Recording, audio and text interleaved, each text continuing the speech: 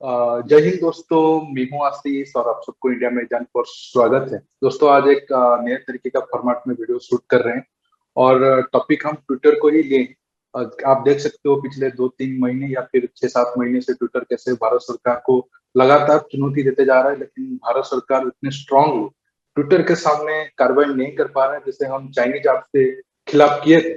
और दोस्तों इसके साथ वीडियो की सेकंड पार्ट में हम इंडिया की आईटी इंडस्ट्री पर भी बात करेंगे और जानेंगे फ्यूचर में इंडिया का आईटी इंडस्ट्री का कितना ग्रो है, क्या हम इंडिया को आईटी सुपर पावर वाला कंट्री कह सकते हैं। दोस्तों ये सारे टॉपिक पर बात करने के लिए हमारे साथ है रचित भाई या फिर सब लोग तंत्र भाई बाबा जी। रचित भाई आपको मेरे चैनल पर स्वागत है। धन्यवाद बहुत बहुत आशीष जी, और इंडिया माईजान के सभी दर्शकों को भी मेरी तरफ से नमस्कार। जी रचित भाई, और आप इस सॉफ्टवेयर फील्ड से तकरीबन 10-12 साल से जुड़े हुए हैं, तो आप बेहतरीन से ये सारे सवालों की जवाब दे सकते हैं। इसके साथ साथ दोस्तों मैं कहना चाहता हूँ पिछले 1 साल से या फिर 7-8 महीने से मेरे चैनल पे जितना पॉजिटिव ग्रो हुआ है वो सिर्फ रचित भाई की वजह से ही हुआ है। इसलिए मैं चाहता था कि जो एक नया शुरुआत कर रहा हूँ वो रचित भाई से ही करूँ। और मैंने कान पकड़कर करवाया है इनसे कि पहले पर्दे के पीछे रहते थे, मैंने कान पकड़ के इनको पर्दे के आगे लाया।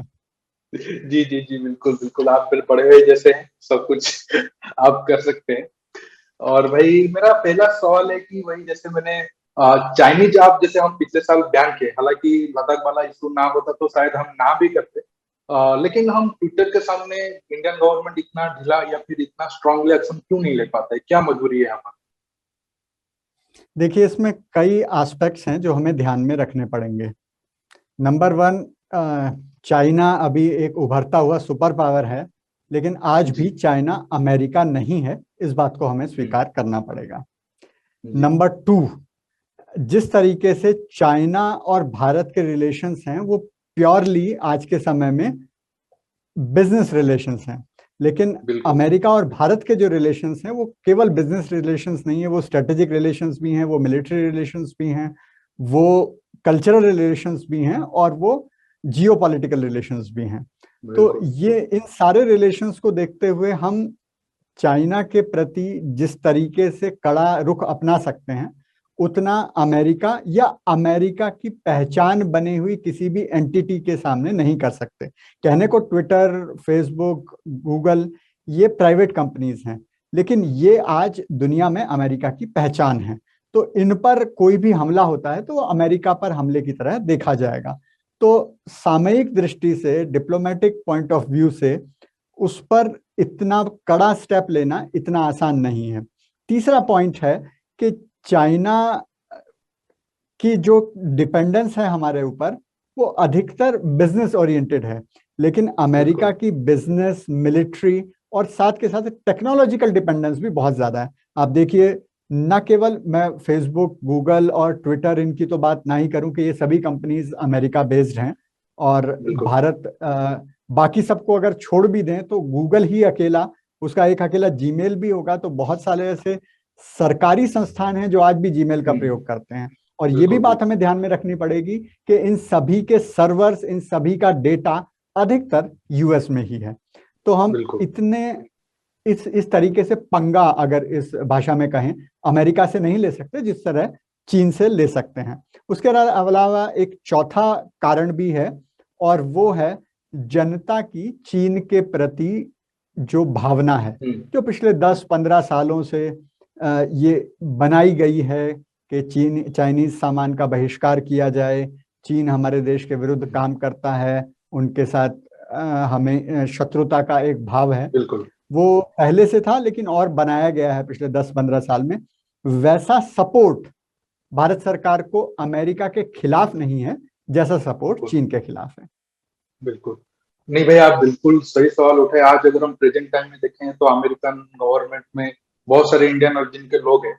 हालांकि वो कितना इंडिया के लिए सॉफ्ट है या फिर अमेरिका के लिए उनका दिल है वो अलग बात है, लेकिन उनका ऑफिशियली पोजीशन पे बहुत सारे इंडियन लोग हैं। लेकिन चाइना में हम ऐसे कुछ नहीं देखते हैं, और 5-6 मिलियन लोग तो अमेरिका में ऑलरेडी है और वेल सेटल्ड है, और माना जाता है कि जो इंडियन कम्युनिटी अमेरिका में वो काफी रिच है और उनका कंट्री को अच्छा कंट्रीब्यूट करते हैं। लेकिन भाई मुझे एक सवाल पूछना था, अगर हम यूरोपियन कंट्री को देखें, फ्रांस हो गया, जर्मनी हो गया, वो भी एक तरीके हम्म, से अमेरिकन अलाई है, हालांकि उनके जी, बीच भी थोड़ा बहुत टकराव होता रहता है, लेकिन वो भी जरूरत हम्म, पड़ने पर जो अमेरिका, गूगल हो गया या फिर फेसबुक हो गया या फिर ट्विटर हो गया, उनका कानून हम्म, ना मानने पर उनके ऊपर आर्थिक प्रतिबंध लगाते हैं या फिर उनका स्ट्रांग कार्रवाई करते हैं। और ये भी मतलब कंफर्म है कि अमेरिका का भी हिडन एजेंडा है कि इंडियन जी, गवर्नमेंट को थोड़ा प्रेशराइज किया जाए, या फिर उनका जो बाकी सारे इशू आप तो जानते होंगे, कन्वर्जन वाला हो गया या फिर बहुत सारे उनका जी, एस्पेक्ट है कि वो भारत को कैसे नीचे करें। तो हम जी, अगर ट्विटर अगर इतना मौका दे रहा है भारत को, मतलब जी, खुद गलती करके, जैसे कि लद्दाख वाला, जी, मैं आपको कुछ दिन पहले वो चाइना का जी, ये में दिखाया था, और सबसे मतलब हंसी की बात है कि चाइना में ट्विटर खुद बैन है, मतलब वहां ट्विटर नहीं है, लेकिन वो लद्दाख को बिल्कुल चाइना में दिखा दिए थे, और पिछले 3-4 महीने पहले भी हुआ था, लेकिन तब गलती जी, सुधार दिए थे, फिर भी वही गलती की। तो क्या हम उनके ऊपर जी। कोई आर्थिक सैंक्शन या फिर उस लेवल की कार्रवाई नहीं कर सकते? गलती तो वो अपनी तरफ से ही इस कर रहे इसके लिए हमारी सरकार का टैलेंट है, और सरकार में भी दो मंत्रालय हैं। एक है इंफॉर्मेशन टेक्नोलॉजी मिनिस्ट्री, हाँ, और दूसरा है बिल्कुल लॉ मिनिस्ट्री। बिल्कुल ये बिल्कुल। जैसे एक समय पर कहा जाता था कि निंदानाथ कहा जाता था राजनाथ सिंह जी को। हाँ जी जी, हालांकि कड़ी उन्होंने निंदा। उन्होंने उन्होंने जो भारत की इंटरनल सिक्योरिटी है उसको मजबूत हम्म, करने में जो योगदान दिया है वो शायद इतिहास में स्वर्ण अक्षरों में लिखा जाएगा, लेकिन फिर भी हम उनकी आलोचना करते थे। तो ऐसे ही हमारे जो लॉ मिनिस्टर हैं श्री रविशंकर प्रसाद, उनको हम्म, चेतावनी प्रसाद आजकल कहा जा रहा है, क्योंकि वो चेतावनी ही देना जानते हैं। वो हमेशा यही कहते हैं कि आपको मैं आखिरी नोटिस दे रहा हूँ, आखिरी मौका दे रहा हूँ। अब वो पता नहीं हाँ, आखिरी कब आखिरी आएगा कि वो कार्यवाही कर पाएंगे। इससे अच्छा तो आप देखिए कि उत्तर प्रदेश के मुख्यमंत्री योगी आदित्यनाथ ने कर दिया। बिल्कुल बिल्कुल चाहे ये बिल्कुल। कन्वर्शन वाला मुद्दा हो, चाहे इससे पहले का मुद्दा हो, उन्होंने हम्म, सीधा एफआईआर की और ट्विटर के एमडी को सीधा तलब किया। उस पर बिल्कुल क्या बिल्कुल। अंत में होगा नहीं होगा वो एक अलग हम्म, चीज है, लेकिन एक बिल्कुल संदेश तो बिल्कुल। जाता है कि हम आपके हम्म, विरुद्ध कड़ाई से हम निर्णय ले सकते कार्रवाई हैं। करें। तो बिल्कुल। हमारे जो चेतावनी प्रसाद हैं वो चेतावनी का प्रसाद दिए जा रहे हैं, दिए जा रहे हैं, और कोई कार्यवाही नहीं हम्म, कर पा रहे हैं। और मैं तो कहता हूं कि बैन करने की भी आपको अभी आवश्यकता नहीं है। इनके ऊपर हम्म, इतना बड़ा जुर्माना लगा दो कि या तो वो खुद भाग हम्म, जाएं, नहीं तो रास्ते पर आ जाएं। पता नहीं बिल्कुल हमारे बिल्कुल चेतावनी प्रसाद जी क्या सोच रहे हैं, क्या कर रहे हैं, और क्यों वो इतने इतने बिल्कुल। सहिष्णु हैं ट्विटर के प्रति। एक कारण ये भी हो सकता है कि उनका खुद का वेरीफाइड ट्विटर अकाउंट है जहां पर वो दो चार एक्टिविटी कर लेते हैं। वो नहीं होगा तो वो क्या करेंगे, हाँ, नजर कहाँ आएंगे। तो ये भी एक बिल्कुल कारण हो बिल्कुल। सकता है। भाई मेरा इसी टॉपिक से जुड़ा हुआ डिटेल्स में और एक सवाल था। भाई आप जानते हैं जो ट्विटर का सीईओ है जैक, वो खुद खुलेआम बता चुके हैं वो लेफ्टिस्ट है। इसके साथ साथ और भी बाकी जो सोशल मीडिया अमेरिकन कंपनी है, आप गूगल ले लीजिए या फिर फेसबुक ले लीजिए, या तो वो अपने प्लेटफॉर्म में एंटी इंडिया या फिर प्रो लेफ्टिस्ट जो कंटेंट है उन्हें प्रमोट करते हैं।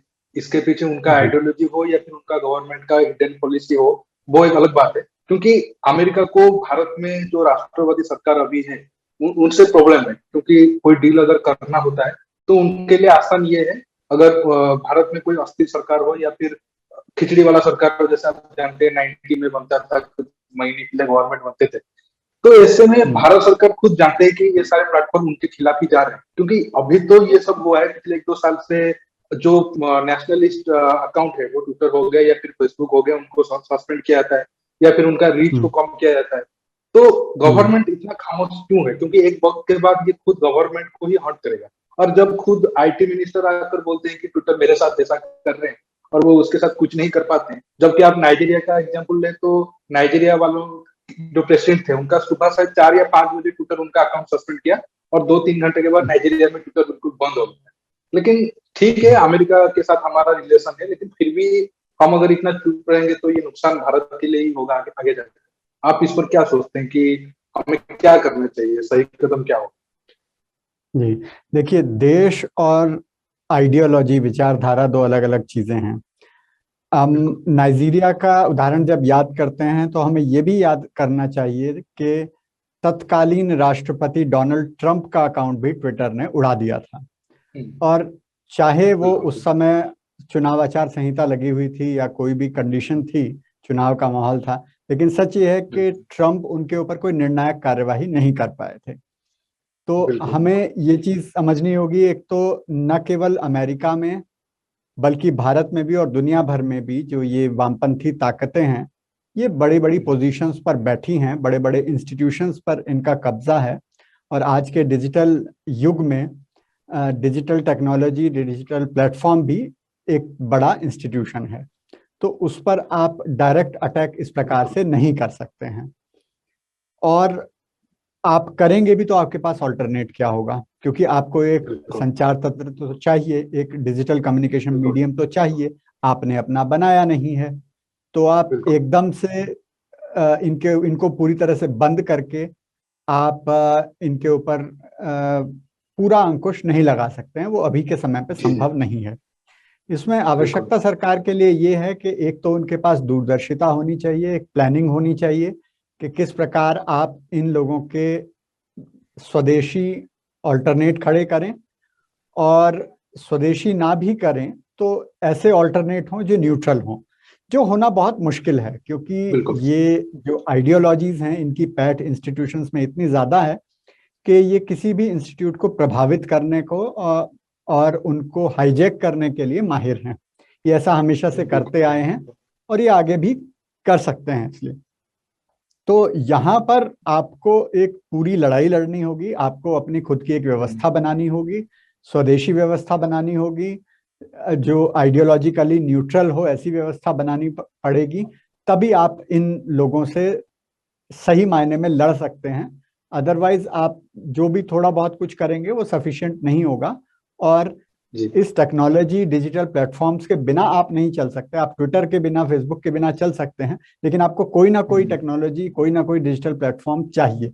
तो वो आपको पहले खड़ा करना होगा, तभी आप इनके खिलाफ निर्णायक लड़ाई लड़ पाएंगे। जी भाई। और भाई मेरा वही और एक सवाल था इसी टॉपिक से जुड़ा हुआ, जैसे चाइना हो गया या फिर रशिया हो गया, उनका खुद का सर्च इंजन से लेकर सोशल मीडिया प्लेटफॉर्म है। हालांकि भारत अभी तक इससे काफी दूर है और हम अमेरिकन सोशल मीडिया प्लेटफॉर्म से ही डिपेंड कर रहे हैं। तो हमारे पास आगे जाकर क्या ऑप्शन है? क्या खुद हम जल्द से जल्द अगर खुद का सर्च इंजन हो गया या फिर सोशल मीडिया प्लेटफॉर्म हो गया वो बनाएंगे, या फिर उनके ऊपर थोड़ा सा मतलब प्रेशर डालेंगे कि नहीं वो भारत का कानून माने? बीच में 2 साल पहले ये खबर था कि जो जो डाटा वो अमेरिका में स्टोर करते हैं वो इंडिया में ही ऑफिस बनाए, लेकिन अभी तक शायद कोई भी कंपनी नहीं बनाया क्योंकि उनको ज्यादा एक्स्ट्रा खर्चा पड़ रहा है। तो ऐसे में अगर वो भारत की पॉलिसी नहीं मानेंगे बार बार, मतलब उनके ऊपर प्रेशर डालने के बाद, तो हमारे पास आखिर ऑप्शन क्या बचता है? अगर हम ट्विटर को ही ले ले एग्जाम्पल के तौर पर। बिल्कुल, देखिए, जहां तक डेटा सेंटर की बात है, ये बात सही है कि भारत का और दुनिया भर का अधिकतर डेटा अमेरिका में है। लेकिन खाली डेटा या डेटा सेंटर को भारत में ले आने से आपकी परेशानी सुलझने वाली नहीं है। आपने देखा किस प्रकार ट्विटर ने दिल्ली पुलिस को नचाया अभी अपने इस प्रकरण में। तो आप मान लीजिए उनका डेटा सेंटर आपने यहाँ पर लाकर रख भी दिया, आप ऐसा तो है नहीं कि आप पुलिस का मन चाहा या प्रशासन का मन चाहा वो उठे और उनके डेटा सेंटर में गए, ताला खुलवाया और जो डेटा चाहे वो उस तरीके से उन्होंने कब्जा कर लिया। हमेशा जिसके पास डेटा होता है उसके पास बहुत बड़ी ताकत होती है और वो उस डेटा को जिस तरह चाहे मैनिपुलेट कर लें। टेक्निकली अगर हम समझें तो इसमें डेटा में भी प्राइमरी सेकेंडरी सर्वर्स होते हैं, बैकअप डेटा होता है जो हर रात बैकअप लिया जाता है, या कई जगह पर और भी जल्दी जल्दी, जैसे बैंकिंग सेक्टर है उसमें बहुत जल्दी जल्दी बैकअप लिया जाता है ताकि एक सिस्टम पर डिपेंडेंसी ना हो, कुछ डेटा करप्ट ना हो सके। वैसी सिचुएशन में अगर आप एक तो हमारे देश का कानून भी इतना माशाअल्लाह है कि आप इतने एक समन लेकर जाएंगे, एक नोटिस लेकर जाएंगे, जितने में आप में वो प्रक्रिया शुरू करेंगे इतने में वो अपना डेटा बैकअप लेकर जो डेटा डिलीट करना होगा डिलीट कर चुके होंगे, जो डेटा लेकर अमेरिका भेजना होगा वो भेज चुके होंगे, और आप यहाँ पर लकीर कुछ भी नहीं कर पाए। हाँ, सांप के चले जाने के बाद लकीर खींचते हुए रह जाएंगे। तो इसलिए आपको और आने वाले समय में भारत सरकार को भी, जो नीति निर्माता हैं उनको भी ये समझना होगा कि इसका कितना महत्व होगा, इस पर कितनी डिपेंडेंसी होगी डेटा पर, आपके प्लेटफॉर्म्स पर, आपके सॉफ्टवेयर्स पर। तो उस दृष्टिकोण से आपको बनाना पड़ेगा, अपनी कैपेबिलिटीज बनानी पड़ेंगी कि आपका डेटा आपके पास रहे, आपकी सुरक्षा में रहे, आप ही उसको मैनेजर हैंडल कर रहे हो, तभी आप एक पूरी तरह से सुरक्षित एनवायरनमेंट बना सकते हैं। नहीं तो आपको अमेरिका के इशारों पर नाचना ही पड़ेगा। तो ये वीडियो को ज़्यादा से ज़्यादा लाइक शेयर करने के साथ साथ आप मेरे चैनल को सब्सक्राइब करना मत भूलिए। सब्सक्राइब बटन के पास जो बेल आइकन है उसे प्रेस करिए ताकि आगे आप मेरे आने वाले वीडियो को मिस ना कर सके। दोस्तों रुकता हूँ, बहुत जल्द एक नया टॉपिक के साथ मिलूंगा। नमस्कार, जय हिंद।